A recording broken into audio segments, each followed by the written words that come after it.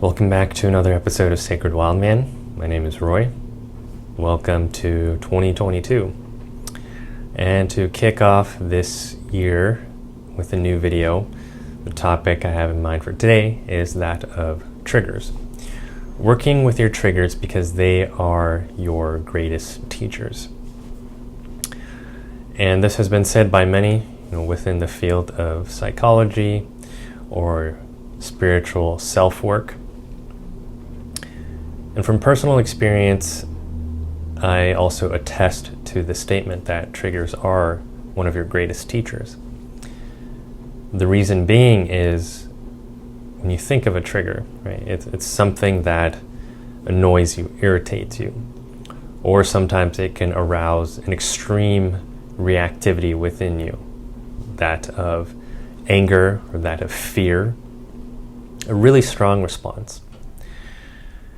And as much as society, especially in the West, has worked very hard to kind of protect people from these triggers, coming from an understandable place, but now leaning into an extreme of there must be trigger warnings everywhere, or, it's all about safe spaces and safe spaces only. That's all very important for processing triggers. But from what I've seen, what I've witnessed, is that oftentimes the safe space is just left as a safe space. And that's it. There's no dipping into this discomfort. There's no questioning or curiosity around what is it about myself, right? Not this external other people that's the source of my issue. What is it about me that gets triggered, that gets activated so much by these external stimuli? Turning the attention inward. And this is where I see it as a place that your triggers will identify for you, where you've given away your own personal power, your own personal stability, your own countenance, right? Because you could be going about your day perfectly fine, and let's say your trigger is getting cut off in traffic. You get cut off, and there's a funny skit that Sebastian Maniscalco did about this, where in his stand-up he was saying he would then drive by the person who cut him off and being like, "Look what you did to me! Look at this face! I was having a great day and you did this to me." It's very funny because it's relatable, and at the same time, that shows where you give your own power away, right? That you could have had the greatest day in the world, in your life, and this one person who cuts you off in traffic now dictates your mood for the rest of the day, yeah? That, who cares how good the rest of my day was? I'm going to latch on and hold on to this one idiot who cut me off, and I'm going to let that affect the rest of my day. You can choose to do that, right? This is all about free will and choice. What I'm inviting you to consider is that something you still want to do? If you do, it's perfectly fine. And if you don't, then that's where this video comes in. To begin developing more curiosity around, what is it about me that gets activated so easily by these external triggers? And what power have I given away here? And if I have indeed given away my own power here to somebody cutting me off, how can I claim that power back so that next time if I get cut off, I'm not going to be so activated by it, and I can still enjoy the rest of my day, go home, and also not project this out onto other people, right? To spread the unpleasantness to other people. So, some ways to begin processing these triggers. So I'll outline some steps. One that I did this morning was something that bothered me. And then with each step I'll provide like a personal example and that'll be the video. So first is, if you are aware that a huge amount of reactivity is being stirred up in you, like you can hardly breathe, you're seeing red, or you're panicked and afraid, remove yourself from the situation if possible. Take some room, take some space, right? Even if it's abrupt and sudden. Let's say you're in a situation with family or friends, right? Or maybe at work, you get very triggered.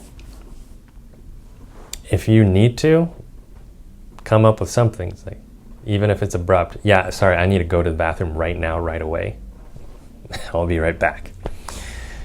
The world is not going to fall apart in that moment that you take some room, take some space away. Because the idea is, generally, that's not the greatest place to try to work something out when you're really activated, really reactive. So that'd be the main step, is if you are aware of that. And this takes time to build that awareness of, oh wow, I'm really not well regulated right now.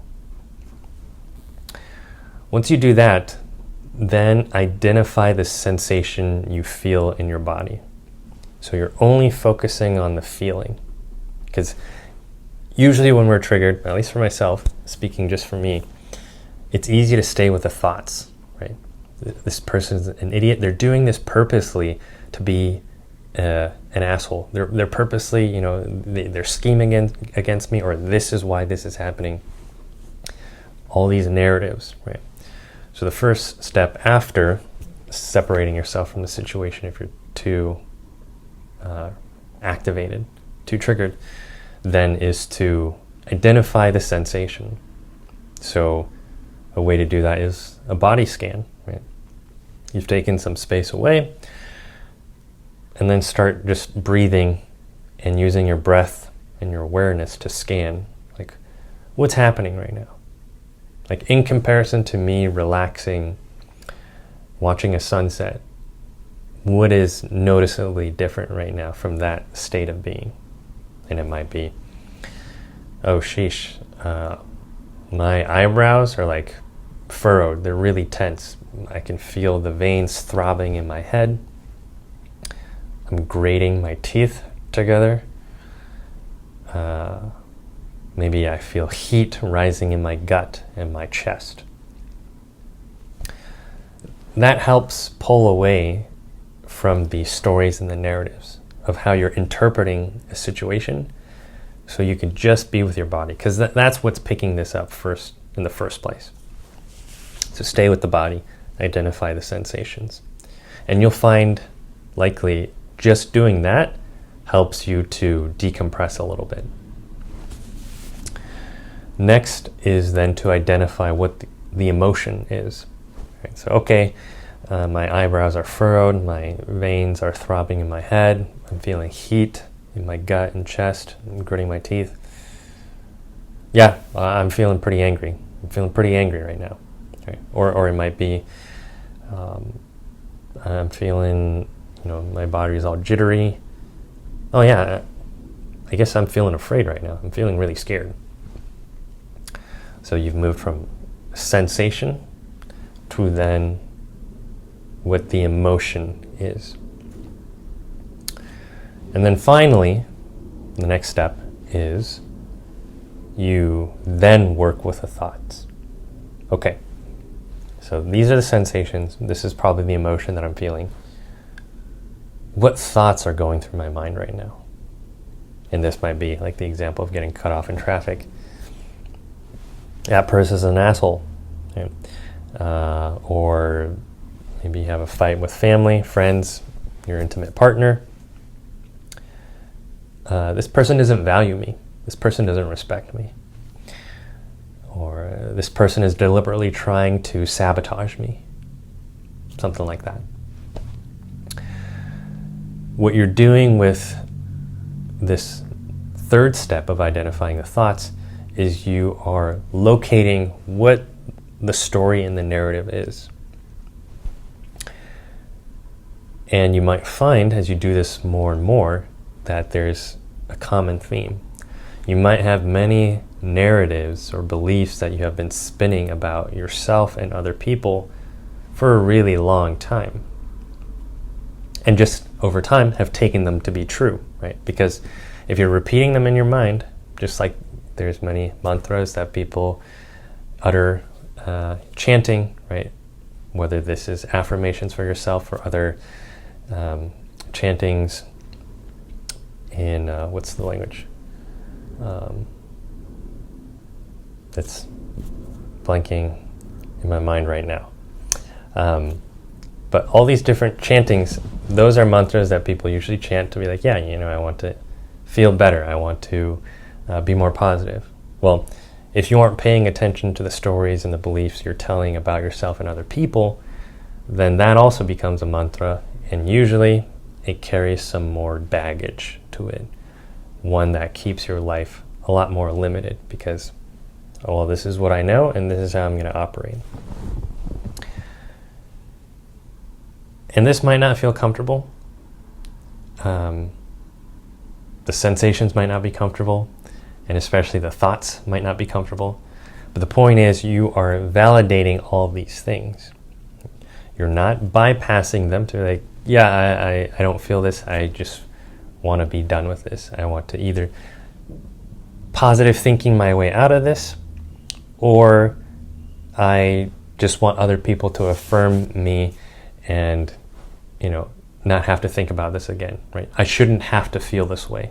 The world and other people should just be better so I don't have to feel terrible.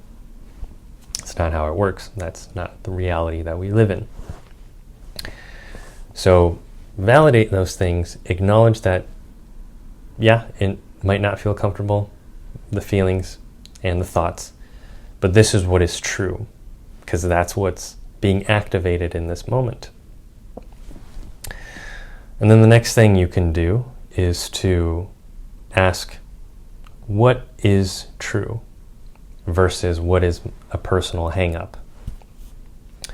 So an example, since especially this channel started out with a focus on men's issues, right? I brought up the topic many times before of men's relationship with their mothers. Right? There's a lot of material there to work with, especially in more common since, I don't know when this started, I think maybe in the 1960s, per previous videos I've talked about. Many men who have done work in this area have spoken about the 1960s as a time when we were beginning to see more of this young boys being raised primarily by their mothers, because either the fathers are away for work or there's more single parent homes. And with divorce, the mothers have custody of the children and on. There can be a lot of enmeshment trauma for sons and their mothers, like myself. And where this trigger fits in is using the example of what is true versus what is a personal hang-up.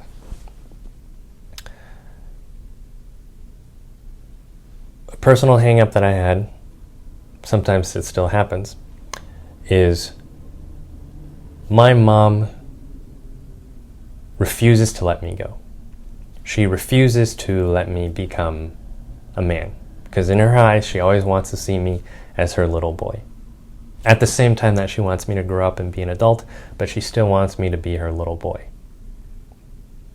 And whenever that comes up in our interactions, man, I just have to tell her off. I have to be really angry and mad about it, because that equals a solution in my mind in that moment of reactivity. That's my personal hang-up.